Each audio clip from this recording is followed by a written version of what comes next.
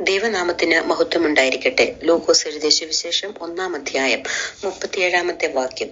ദൈവത്തിന് ഒരു കാര്യവും അസാധ്യമല്ലല്ലോ. ആമേൻ. എന്നെ കേൾക്കുന്ന എൻ്റെ എല്ലാ പ്രിയപ്പെട്ടവർക്കും ക്രിസ്തയേശുവിലുള്ള എന്റെ സ്നേഹവന്ദനത്തെ അറിയിക്കുകയാണ്. നമ്മൾ വായിച്ച ഈ വേദഭാഗത്തിന്റെ പശ്ചാത്തലം എല്ലാവർക്കും സുപരിചിതമാണല്ലോ. നമ്മുടെ ഓരോരുത്തരുടെയും ദൈനംദിന ജീവിതയാത്രയില് അല്ലെങ്കിൽ നമ്മുടെ പ്രാർത്ഥനാ ജീവിതത്തിലെ ഒരു വിശ്വാസ പ്രഖ്യാപന പ്രാർത്ഥനാ ശബ്ദമാണിത്. എൻ്റെ ദൈവത്തിന് ഒരു കാര്യവും അസാധ്യമല്ലല്ലോ.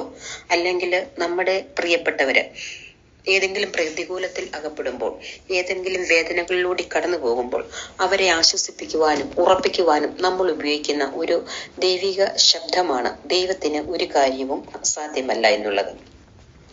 എങ്കിൽ ഇവിടുത്തെ പശ്ചാത്തലം ഇതൊന്നുമല്ല. മറിയ ഒരു അരുളപ്പാട് കേൾക്കുകയാണ്, നീ ഗർഭം ധരിച്ച് ഒരു മകനെ പ്രസവിക്കുമെന്ന്.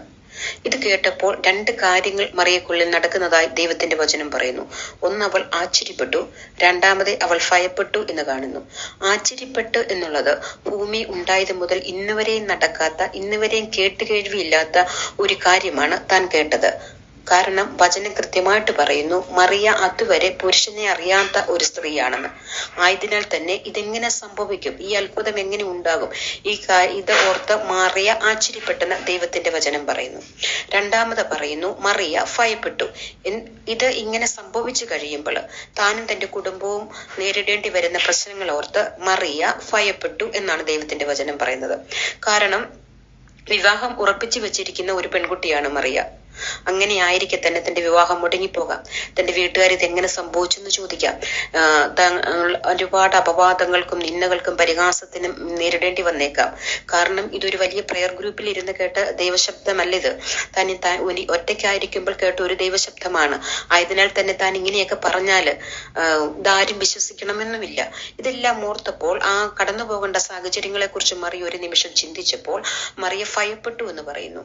എങ്കിലും ഇതൊക്കെ ഒരു സമയത്തേക്ക് മറിയെ ഒന്ന് പിടിച്ചു കുലുക്കിയെങ്കിലും അടുത്ത നിമിഷം ഒരു എക്സ്ട്രാ ഓർഡിനറിയായ ഒരു വിശ്വാസ പ്രഖ്യാപനമായിരുന്നു മറിയ നടത്തിയത്. മറിയ പറയാണ്, ഇതാ ഞാൻ കർത്താവിന്റെ ദാസി, നിന്റെ ഇഷ്ടം പോലെ എനിക്ക് ഭവിക്കട്ടെ എന്ന്. ഇതിവിടെ നിർത്തിക്കൊണ്ട് ഇതുപോലെ തന്നെ വേറൊരു കുടുംബത്തെ നമുക്ക് ഇതിനോടൊന്ന് ചേർത്ത് വെക്കാം. അബ്രഹാമിനെ കുറിച്ച് പറയുന്നു. അബ്രഹാമും സാറയും അവരും ഇതുപോലെ തന്നെ ഒരു ദൈവദൂതന്റെ ശബ്ദം കേൾക്കുകയാണ്, അടുത്ത വർഷം ഈ സമയം നീ ഒരു മകനെ ചേർത്ത് കൊള്ളുമെന്ന്. അത് കേട്ടപ്പോൾ അബ്രഹാമിനും സാറയ്ക്കും ചിരി വന്നു. അവര് ചിരി വന്നെന്നല്ല, അവര് ചിരിച്ചു. അബ്രഹാം പറയുന്നു, അതെന്റെ ദാസനിൽ നിന്നൊക്കെ ആയിരിക്കും എന്നിങ്ങനെ പറയുന്നു. കാരണം അബ്രഹാം പലപ്പോഴായി അവര് ദൈവത്തെ മുഖാമുഖമായി എൻകൗണ്ടർ നടന്നിട്ടുള്ള ഒരു വ്യക്തിത്വമാണ് അബ്രഹാം. ഒരുപാട് കാര്യങ്ങൾ ദൈവത്തിൽ നിന്ന് കണ്ടതും കേട്ടതുമാണ് അബ്രഹാം. അതിനേക്കാൾ എല്ലാം അപ്പുറം ചിന്തിക്കുമ്പോൾ അവരൊരു കുടുംബമാണ്. അതെ, അവരുടെ ശാരീരിക അവസ്ഥകള് നമുക്ക് ചിന്തിക്കാനുള്ള വിശ്വാസത്തിന് ഓപ്പോസിറ്റ് ആണെങ്കിലും അവരൊരു കുടുംബമാണ്. എന്നിട്ടും അത് കേട്ടിട്ട് അവർക്ക് വിശ്വസിക്കാൻ പറ്റാതെ വന്നു. ഇവിടെ ഈ മറിയെ കുറിച്ച് പറയുമ്പോൾ ഒരു സാധാരണ ദേശത്തിലെ സാധാരണ കുടുംബത്തിലെ ഒരു സാധാരണക്കാരിയായ ഒരു പെൺകുട്ടിയാണ്. യഹോവയായിട്ട് എവിടെയെങ്കിലും എൻകൗണ്ടർ ഉണ്ടായിട്ടുള്ളതായിട്ടൊന്നും വചനം പറയുന്നില്ല. തന്റെ പൂർവികന്മാരിൽ നിന്നും ദൈവത്തെക്കുറിച്ചുള്ള കേട്ടുകേഴ്വിയും അല്ലെ അവരിൽ നിന്നും പഠിച്ച ആ വ്യവസ്ഥയൊക്കെയും ഉള്ളു മറിയയ്ക്ക് അറിയാവുന്നത്.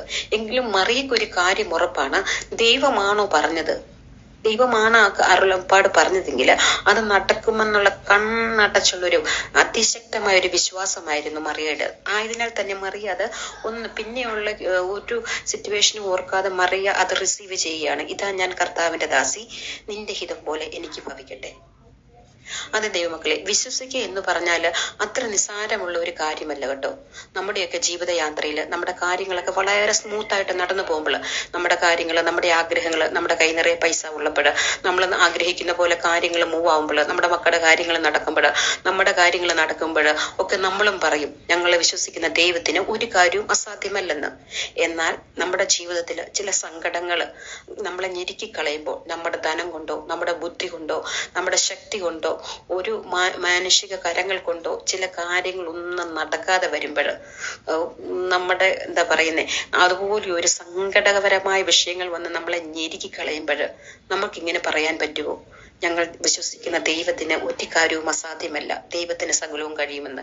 അങ്ങനെ പറഞ്ഞെങ്കിൽ നമ്മൾ ഭാഗ്യവതികളാണ്.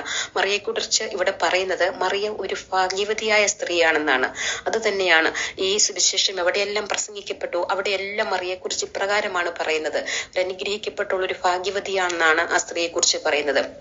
അങ്ങനെയെങ്കിൽ ഇന്ന് പകൽക്കാലം ഏതെങ്കിലും ഇത്തരമായ പ്രതികൂലങ്ങളോടെ കടന്നു പോകുന്നവര് നമ്മുടെ ബുദ്ധി കൊണ്ടും നമ്മുടെ ശക്തി കൊണ്ടും ലോകപരമായി ചിന്തിക്കുമ്പോഴോ നമ്മുടെ സാഹചര്യങ്ങൾ ചിന്തിക്കുമ്പോഴോ നമ്മുടെ ജ്ഞാനം കൊണ്ട് ചിന്തിക്കുമ്പോഴോ നടക്കാൻ അസാധ്യമെന്ന് പറയുന്ന ചില കാര്യങ്ങളെ നമുക്ക് ദൈവശബ്ദം ഏറ്റെടുത്തുകൊണ്ട് ഇതുപോലെ വിശ്വസിച്ച് കണ്ണടച്ച് വിശ്വസിച്ച് ഞങ്ങൾ സേവിക്കുന്ന ദൈവത്തിന് ഒരു കാര്യവും അസാധ്യമല്ല എന്ന് വിശ്വസിക്കുവാൻ, അത് ഏറ്റെടുക്കുവാൻ നമ്മൾക്ക് കഴിയുന്നുണ്ടെങ്കിൽ നമ്മൾ ഓരോരുത്തരും ഭാഗ്യവതിമാരായി തീരും. ഈ വചനങ്ങളാൽ ദൈവം നമ്മളെ അനുഗ്രഹിക്കട്ടെ. ആമേൻ.